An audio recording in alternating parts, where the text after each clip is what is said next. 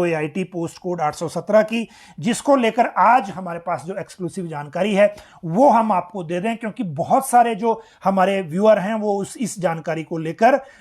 जो चीजें पूछ रहे थे। पहली बात ये कि आयोग ने इस भर्ती प्रक्रिया को लेकर जो फाइल चल रही थी, जिस फाइल पर राज्य सरकार ने कहा था कि आप इसके 530 पद डिडक्ट कर दें, उसमें होल्ड नहीं लिखा है, जो चिट्ठी भेजी गई है उसमें डिडक्शन कहा गया है, यानी कि रोक लें, और होल्ड नहीं कहा गया था। उस फाइल को हमीरपुर कर्मचारी चयन आयोग ने वापस लौटा दिया है, और वापस लौटाया है 4 पेज की चिट्ठी लगाकर, जिसमें कुछ टेक्निकल रीजन गिनाए गए हैं, और साथ में आयोग ने यह कहा है कि जो आप कह रहे हैं हमें 530 पद वापस डिडक्ट करने के, जो 36 विभागों के बताए जा रहे हैं, उन विभागों की पोस्ट जिनकी काटनी है वो पद क्लियर नहीं है, क्लियर कट नहीं मिल रहे हैं, ऐसा आयोग ने कहा है। इसके बाद अब फाइल जो है वो पुटअप कर दी गई है कार्मिक विभाग की यहाँ पे, और वो फाइल अब ACS कार्मिक विभाग प्रबोध सक्सेना को जाएगी। प्रबोध सक्सेना कल शिमला में नहीं है,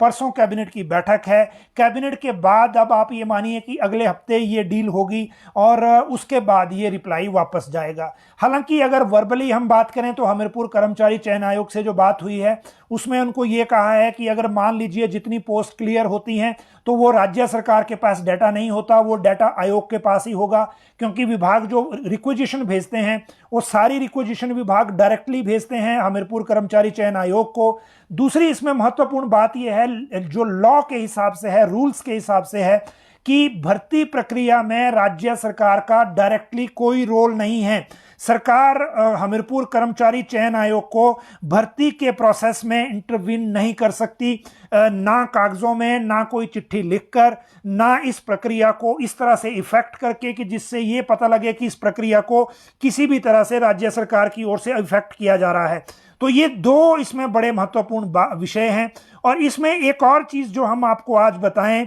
वो चीज ये है जो आज एक्सक्लूसिव जानकारी जो इनसे मिली थी वो ये है कि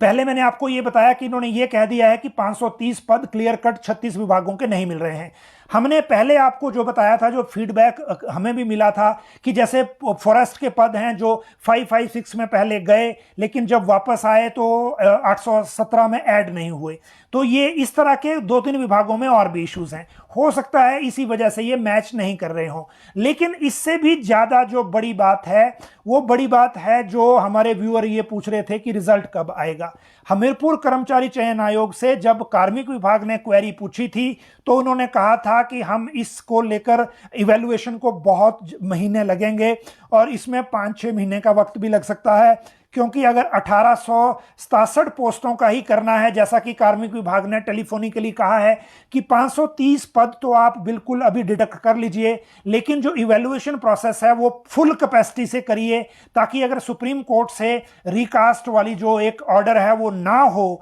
जो हाई कोर्ट ने कहा था, तो फिर हम इसको किस ढंग से करेंगे, वो फिर इसी पैनल से, इसी मेरिट से 530 और भी लिए जा सकते हैं, इसी ढंग से कहा गया था। लेकिन जो इसके बाद ACS जो कार्मिक विभाग के हैं उन्होंने कर्मचारी चयन आयोग के सेक्रेटरी हैं, टेलीफोनिकली उनसे बात की है, और राज्य सरकार ने क्लियरली कन्वे किया है अपनी फीलिंग्स और अपनी जो इच्छा है कि इवैल्यूएशन प्रोसेस 1 महीने के अंदर कंप्लीट करना होगा। हमीरपुर कर्मचारी चयन आयोग को कम से कम 10 टेबल इवैल्यूएशन के लिए लगाने होंगे, एक टेबल पर कम से कम 40 पर डे के हिसाब से इवैल्यूएशन कंप्लीट करनी होगी। और वो इसलिए करनी होगी, अगर सरकार अभी इस प्रोसेस को जल्दी करवाना चाह रही है, इस प्रोसेस के लिए एक व्यवस्था कैबिनेट से ऑर्डर लेना चाह रही है कि आप जो 556 की पोस्ट है उनको होल्ड करके बाकी रिजल्ट डिक्लेयर करिए, तो राज्य सरकार की मंशा ये है कि इलेक्शन से पहले 1337 या जितनी भी पदों के लिए अभी रिजल्ट बन पाएगा उनको नियुक्ति दे दी जाए। तो ये है, इसलिए आप चिंता ना करें। जिनको ये डर है कि इवैल्यूएशन को बहुत लंबा टाइम लग जाएगा, वैसा कुछ नहीं होगा। अगर लंबा टाइम लगना होता तो चीफ सेक्रेटरी के स्तर पे मॉनिटरिंग नहीं होनी थी, और चीफ सेक्रेटरी इस केस को खुद देख रहे हैं, और मुख्य सचिव ने क्लियरली कहा है कि जब हम इसमें बीच का रास्ता निकाल के जो रिजल्ट है उसको निकालने की कोशिश कर रहे हैं, तो